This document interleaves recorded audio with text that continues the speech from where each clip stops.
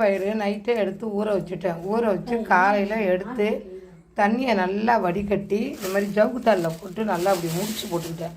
முடிச்சு போட்டதும் பார்த்திங்கன்னா மறுநாள் காலையில் சாயந்தரமும் எடுத்து பார்த்தா இது மாதிரி முளை விட்டு வந்திருக்கும். இந்த மாதிரி டப்பிலையும் போட்டு இறுக்கி மூடிடலாம். மூடிட்டு ஓப்பன் பண்ணால் இங்கே பாருங்கள் எப்படி நல்லா முளைக்கட்டு வந்திருக்கு.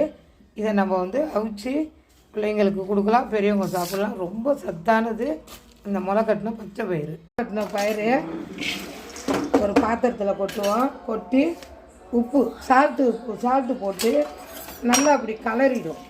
நல்லா கலந்து இட்லி செட்டில் வச்சு அவிச்சிடலாம். நம்ம தண்ணி ஊற்றி அவிச்சோம்னா அதோட சத்தெல்லாம் போயிடும்.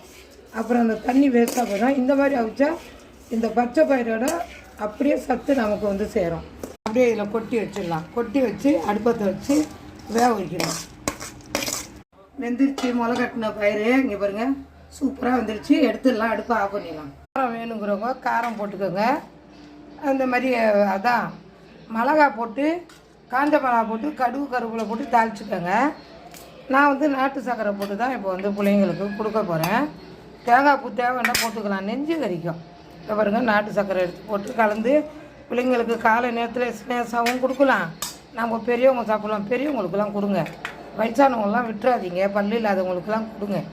எங்கள் அம்மாக்கெல்லாம் இது மாதிரி கொடுத்த சொல்லி தான் 92 வயசு வரைக்கும் எங்கள் அம்மா நல்லா தெம்பாக இருந்தாங்க. லைக் பண்ணுங்கள், ஷேர் பண்ணுங்கள், கமெண்ட் பண்ணுங்கள், சப்ஸ்கிரைப் பண்ணுங்கள். பாய். அஸ்ஸலாமு அலைக்கும்.